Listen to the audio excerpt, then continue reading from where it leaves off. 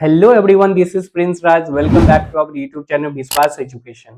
तो आज हम यहाँ पर लेकर के आए हुए हैं CBSE board class 10th mathematics का सिलेबस हम यहाँ पर डिस्कस करने वाले हैं। लेकिन हम आपको बता दें कि जब से एनसीईआरटी की तरफ से सर्कुलर जारी किया गया था, तब से जो है क्लास 10th वाले बच्चों के मन में कई सारी कंफ्यूजन जो है वो पैदा हो गया।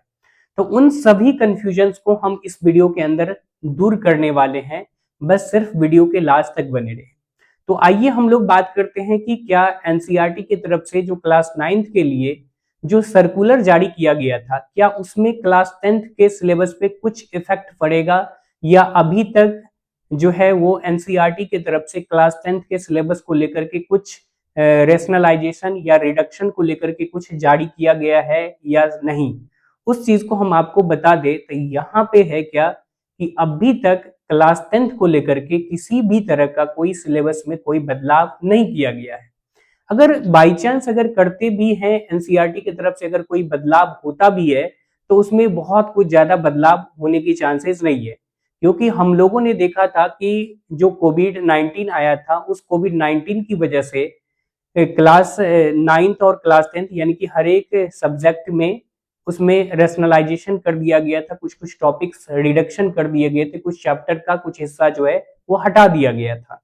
फिर हमने देखा कि 2024 से लेकर के 2025 के सिलेबस को ऑलमोस्ट जो है सिमिलर ही थे, बस उसमें थोड़ा बहुत जो है कुछ टॉपिक्स ऊपर नीचे किया गया था, अप्स एंड डाउन किए गए थे, बाकी सारी चीजें जो थी वो एज इट इज था। फिर हमने देखा कि 25 से 26 का जो सिलेबस था उसमें भी किसी भी तरह का कोई बदलाव नहीं किया गया था, वही चीजें था जो कुछ चैप्टर में से कुछ टॉपिक को इधर उधर किए थे, ऊपर नीचे किए थे।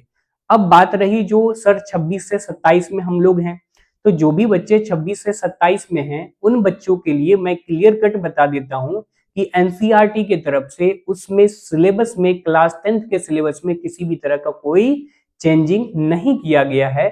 या हो सकता है मे बी अगर कोई अपडेट आने वाले समय में अगर एनसीईआरटी दे दे, तो क्या हम लोग उस एनसीईआरटी के लिए हम लोग वेट करेंगे और हम लोग जो है पढ़ाई अपना बंद रखना, ये चीजें तो सही नहीं होगा।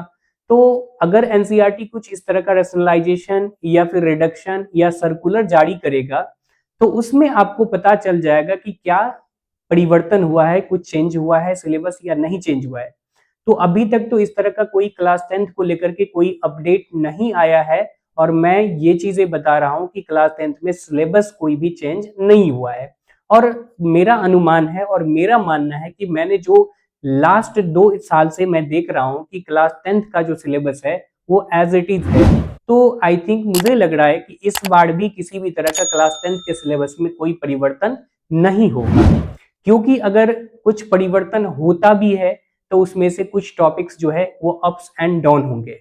तो अभी जो है यानी कि रीप्रिंटेड सीबीएसई की तरफ से मैथमेटिक्स बुक और बाकी भी कई सारे बुक्स हैं, जो भी जैसे सोशल साइंस हो गया, साइंस का बुक हो गया, हिंदी का हो गया, इंग्लिश का हो गया, क्लास 10th का, यानी कि रीप्रिंट जो है वो जारी किया गया है, जो कि 26 से लेकर के 27 वाले बच्चों के लिए है। तो अगर आप एनसीईआरटी का वो पीडीएफ चाहते हैं तो हम उसमें यहाँ पे जो है इस वीडियो के डिस्क्रिप्शन में वो हम लिंक दे देंगे, और आप वहां से मैथमेटिक्स एनसीईआरटी का जो है वो पूरा बुक्स को आप डाउनलोड कर सकते हैं। क्योंकि अभी जो है मार्केट में अपडेटेड बुक को आने में अभी लगभग लग रहा है कि ये समझ लीजिए कि ऑलमोस्ट 1 वीक्स अभी और लगेंगे। क्योंकि एनसीईआरटी की तरफ से जो प्रेस कॉन्फ्रेंस हुआ था, उस प्रेस कॉन्फ्रेंस में उन्होंने बताया था कि वो 25 अप्रैल तक जो है मार्केट में बुक अवेलेबल करा देंगे। लेकिन आप उसका पीडीएफ डाउनलोड करके आप अपना पढ़ाई को जारी रखें, उसमें किसी भी तरह का रुकावट ना होने दे, क्योंकि आपका बोर्ड का एग्जाम है। तो इसलिए उसके वजह से हम अपने पढ़ाई को डिस्टर्ब ना करें।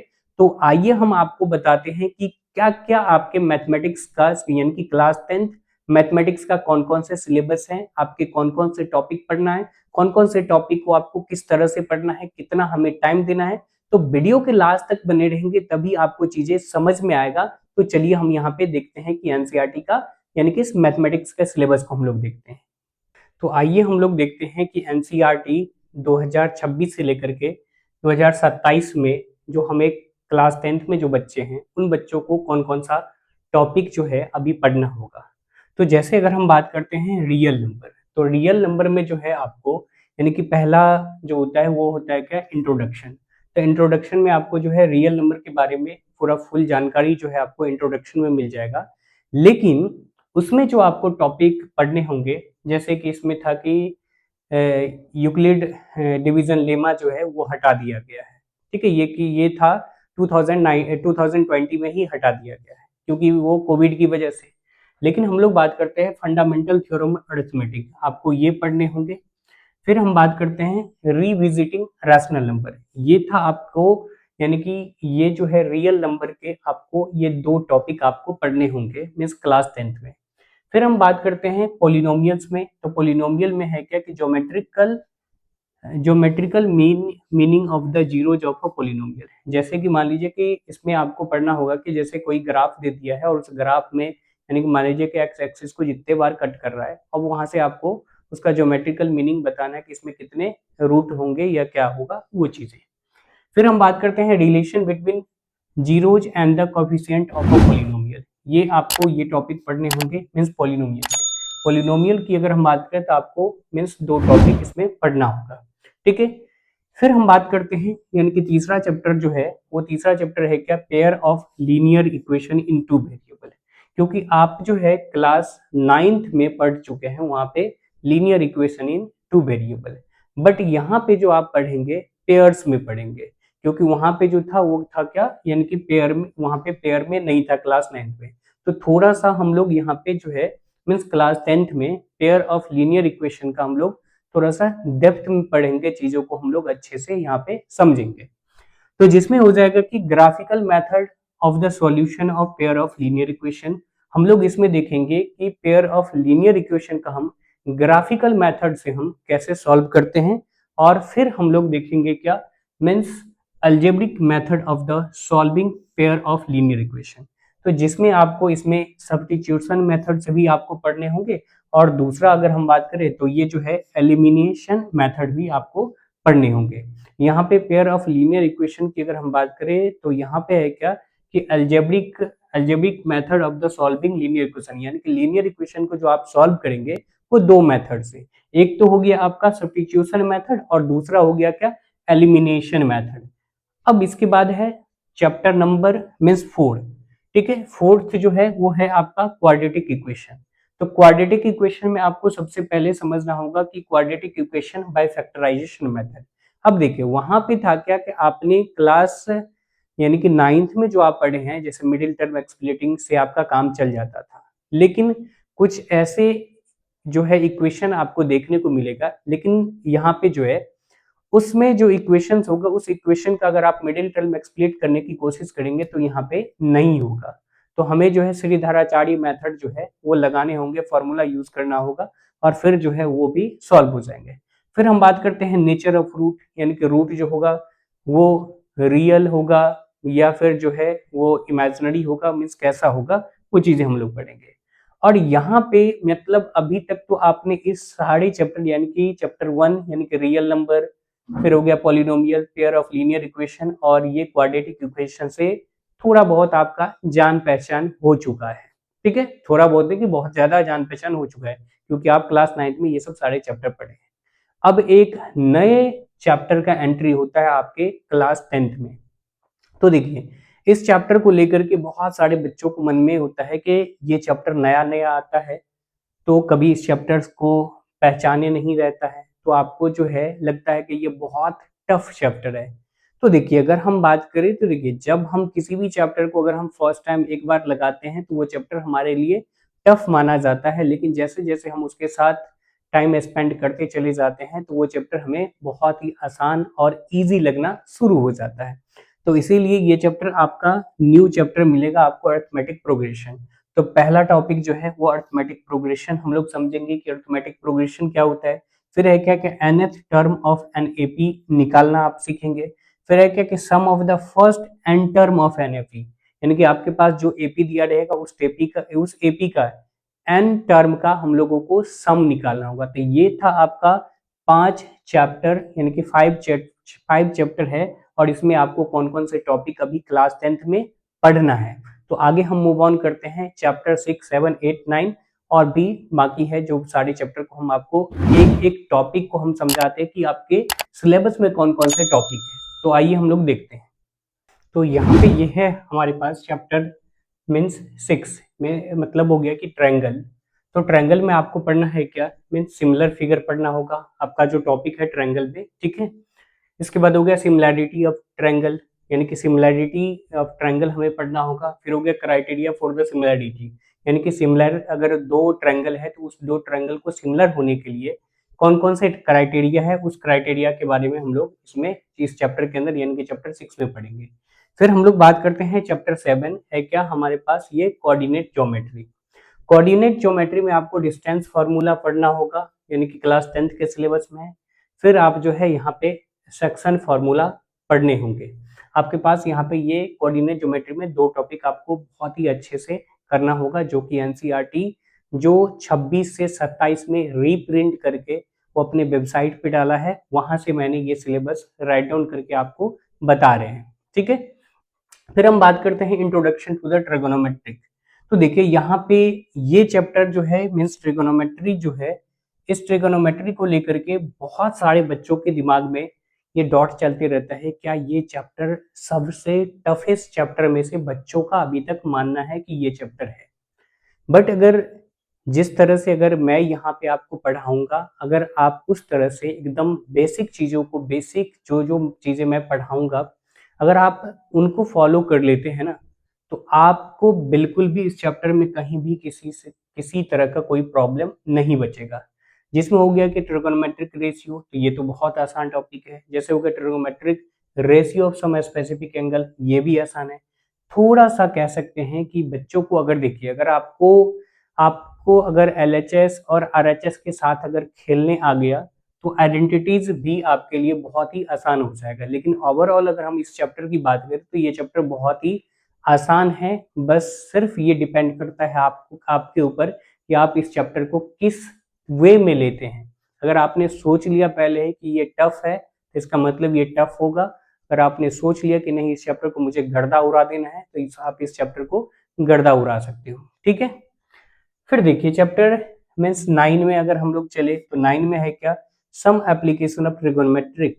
तो देखिए जो आपने ट्रिगोनोमेट्री जो आप पढ़ोगे उसका अब यहाँ पे आ जाता है कुछ एप्लीकेशन, जिस एप्लीकेशन में हम लोग निकालना सीखेंगे, हाइट और डिस्टेंस निकाल सकते हैं इजिली। फिर है ये सर्कल, ठीक है, सर्कल, आज नहीं सर्कल, ठीक है। तो यहाँ पे है कि ये सर्कल है, टेंजेंट टू अ सर्कल हम लोग इस चैप्टर के अंदर पढ़ेंगे। हमारा जो टॉपिक होगा number of tangent from a point, यानी कि एक पॉइंट से हम कितने टेंजेंट ड्रॉ कर सकते हैं, वो चीजें हम लोग पढ़ेंगे।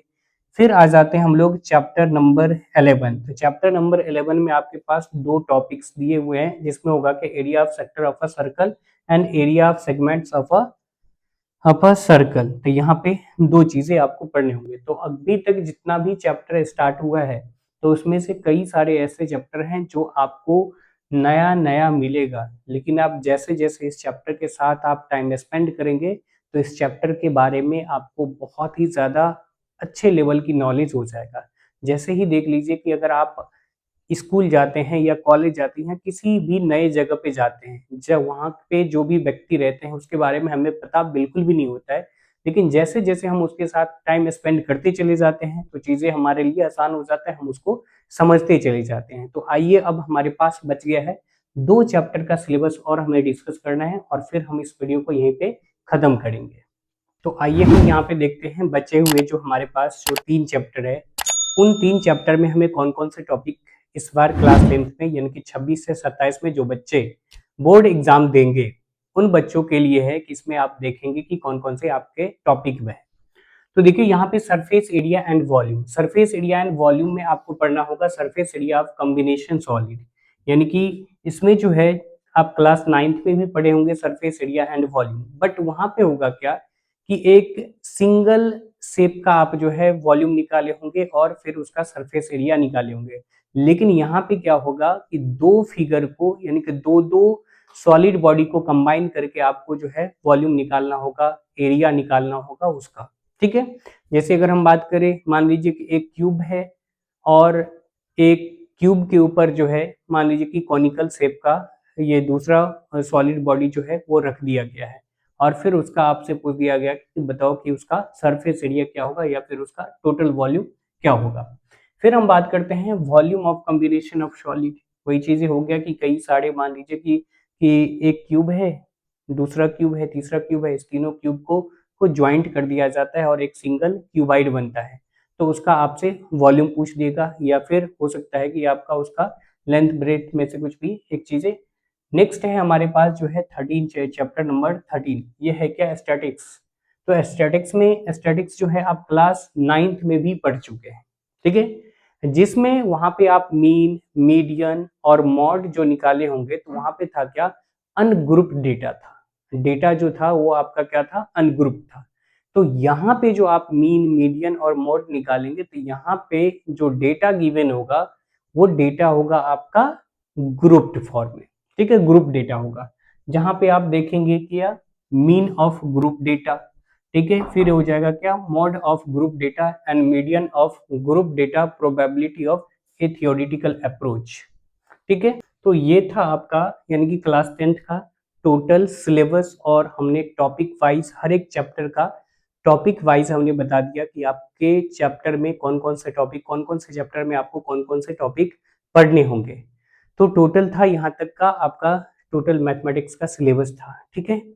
तो आपको ये वीडियो कैसा लगा, ये कमेंट बॉक्स में हमें कमेंट करके आप बताएंगे।